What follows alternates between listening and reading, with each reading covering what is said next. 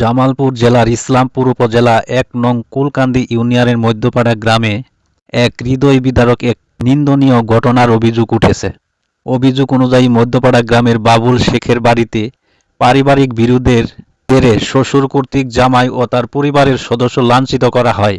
ঘটনার রেহাই পাননি অভিযুক্ত মেয়েরাও।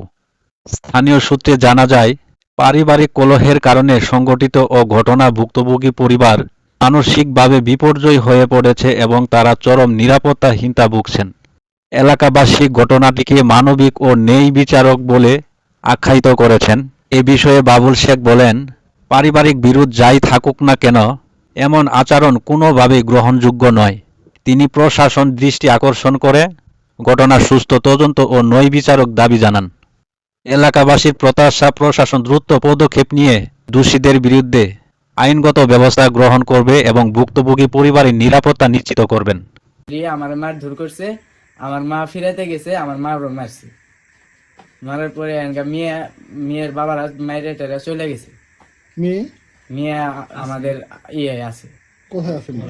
আমাদের বাড়িতে আছে। আচ্ছা, মেয়ে কি বলে এখন?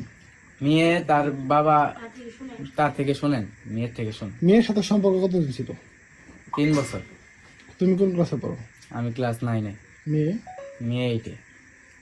সম্পর্ক ছিল। এরপর আমরা পালে বিয়ে করি, বিয়ে করে ঢাকা চলে যাই। পরে ওইখান থেকে আমাদের আনা হয়। আনার পর বিচারে বলা হয়েছে যে 18 বছর হওয়ার পরে আবার আমাকে এইখানে দিবে, কিন্তু আমাকে নিয়ে যে অনেক মারধর টর্চার করা হচ্ছে। তারপরে বিয়ে দিয়ে দিবে, অন্য জায়গায় পাত্র দেখা হচ্ছে, পাত্র পছন্দ হলে তারা বিয়ে দিয়ে দিবে। এখন আমি তাদের টর্চার না সহ্য করতে পেরে আবার এসে পড়ছি। এখন আমি চাই আমি যাবো না। এখন আইনগত কি সোজা, আমাকে যদি তারা নিয়ে না যায়, এটাই আমার চাওয়া। মেয়ের বাবা ঘটেছে, ছেলে ভাত খাইতে হয়েছে, আমরা তো সবাই খাওয়া দাওয়া করতে হয়েছি। মেয়ের বাবা নাই সে, ওরা আমি খাওয়ার বুঝছি, ভাবি চিকার মারছে। মারা বলতে বলে দি ভাবি চিকার মারলকে দৌড় দিয়ে যাই, ভাতে থালি পাকড়ে থুয়ে আইসে পোলারও মারছে, ভাবিরও মারছে। মারা পরে তো বাড়িতে আর আমার কেউ নাই, আমরা তো একলাই, ভাবি তো বাড়িতে একলাই, কেউ নাই। কে মনে করেন উনি তার আটকান যায় না, উনির ভাই আর উনির ভাই ধরেছিল, এই মারছে ভাবি জোর।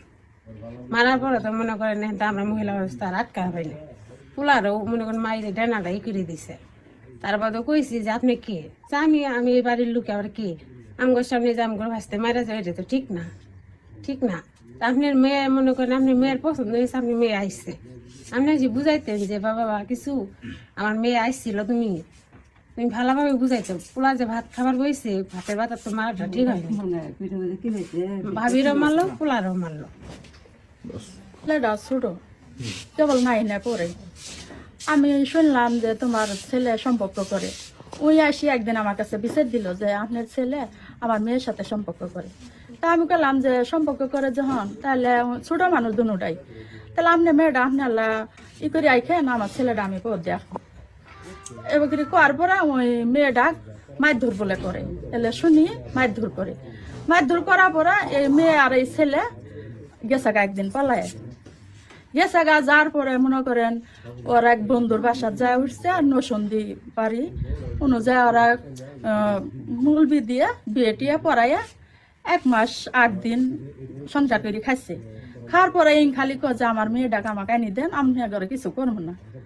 তা বললাম ঠিক আছে, তোমার মেয়েও ছোটো, আমার ছেলেও ছোটো, কেউ তো আর প্রাপ্ত বয়স নেই, তাহলে নিয়ে আসিয়া তোমার মেয়েটা তুমি বড় করবে, আমার ছেলেটা আমি বড় করবো, লেখাপড়া করবো। পরে আমরা চেয়ারম্যান মেম্বার মাধ্যমে গায়ে 10 জন বসাইয়া তারপরে ওর মেয়েটা খাইনি, ওর হাতে ওর মেয়েটাকে আমরা দিয়ে দিচ্ছি। দেওয়ার পরে সন্ধ্যা বিচারে মানুষ কয়ে দিছে যে আপনার মেয়েটা আপনি শাসন করে রাখবেন, আপনার ছেলেটা আপনি শাসন করে রাখবেন। যতদিনে এগোর 18 বছর না হয়েছে, এতদিনে এগোর আলা টিকিল দিয়ে রাখবেন। ঠিক আছে। তাহলে ওর মেয়েটা ওই নিয়ে গেছে, ওই লেখাপড়া করতে আসছে, 2 জনে এসে পরীক্ষা দিল। আমার ছেলেটা অনলাইনে পরীক্ষা দিল, ওর মেয়েটাও এটা পরীক্ষা দিল।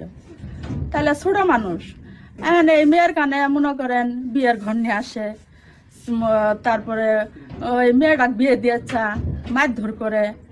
তে মেয়েটা কইছে যে আমার বিয়ে হয়ে গেছে গা, তাহলে আমাকে আবার কিসের জন্য বিয়ের ঘর নিয়ে আসেন, তাহলে আমাকে আর বিয়ে দিয়েন না। আমি তো লেখাপড়া করবো, বড় হবো, 18 বছর পরে আমাকে নই দেয়া নাকবো।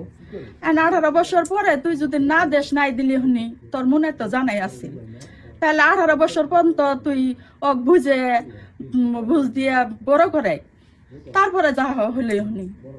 তো ওই মেয়েটা বিয়ে দিয়ে চাইছে, মেয়েটা না করছে এখানে, মেয়েটা ধরি মারছে।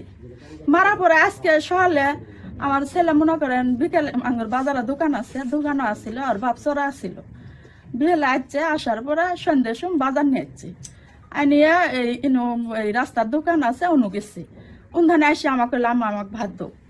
তো ওই ভাত খাওয়ার বলছে না, এর আগেই মনে করেন এই মেয়ে ফোনে আসছি, আমাদের বাড়িতে আসছি। আসার পরে আমি বললাম, মা তুমি কিসের নাইলে, কিসের জন্য নাইলে? বলে না, আমার বাবা আমাকে মারছে, সেই জন্য আমি আসি বলছি।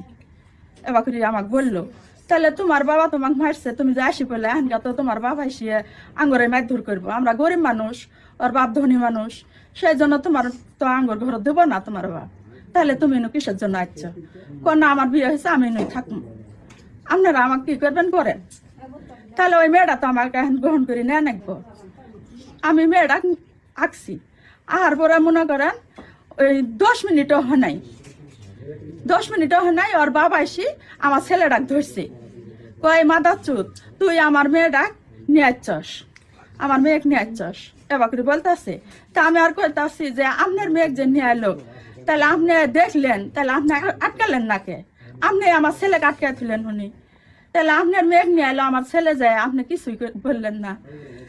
না এতদিন সহ্য করছে, আর সহ্য করবো না, আজকে নিয়ে যায় তো করমু, মারি ফেলামু, এলে হুমকি টুমকি দিল। বললাম যে না, আমার ছেলে তো আমি নিয়ে যাদম না। যখন আমি আবার ধরছি, তখন আমাকে মারছে, মারিয়ে যে হুন্না টুন্না সিঁড়ি দিচ্ছে, সিএটিআর ভেঙছে, সিএটি বাড়ি মারছে।